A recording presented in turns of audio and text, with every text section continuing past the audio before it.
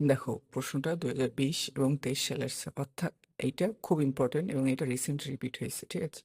এখন দেখো, প্রশ্নটা হলো একটি কিউবিক ক্রিস্টালের দিক 100 এবং 110 হলে এদের মধ্যবর্তী কোণ নির্ণয় করো।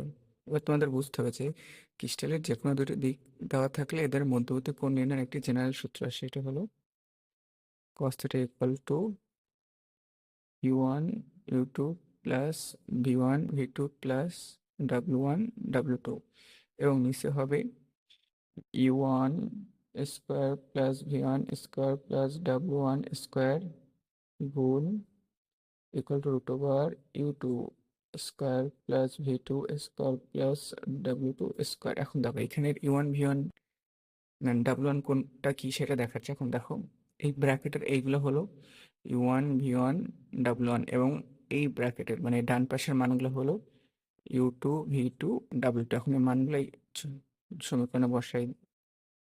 cos θ ইকুয়াল টু, আমরা জানি u1, এখানে u1 ইকুয়াল টু হলো 1 এবং u2 ইকুয়াল টু হলো 1, অর্থাৎ 1 ইন্টু 1, এটা এরকমই থাকবে। তারপর v1, এখানে v1 হলো যেহেতু শূন্য, শূন্যর সাথে যে কোনো কিছু গুণ করলে শূন্যই হবে, এটা বাদ। তারপর w1, w1 যেহেতু শূন্য, শূন্যর সাথে যে কোনো কিছু গুণ করলে শূন্যই হবে, এটা এবার রেখে দেবো। u1 equal to 1 square plus w1 equal to শূন্য এবং v ইকুয়াল টু শূন্য, এটা রেখে দিলাম। আবার u2 1 square plus v2 equal to 1 এটার square plus w2 equal to শূন্য, ঠিক আছে? এগুলো হয়ে গেল। তারপর উপরে থাকে শুধু 1 cos θ, এখানে লিখলাম।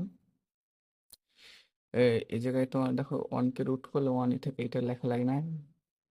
তারপর এটা এখানে আসে √2, তাহলে cos θ ইকুয়াল টু, আমরা জানি এই 1/√2 হলো cos 45 ডিগ্রি, ঠিক আছে? তাহলে লেখা থাকে θ ইকুয়াল টু 45 ডিগ্রি। তাহলে আমরা বুঝতে পারি যে এটা কিউবিক ক্রিস্টালের দিক 100 এবং 110 এর মধ্যবর্তী কোণ হলো 45 ডিগ্রি, ঠিক আছে? ধন্যবাদ।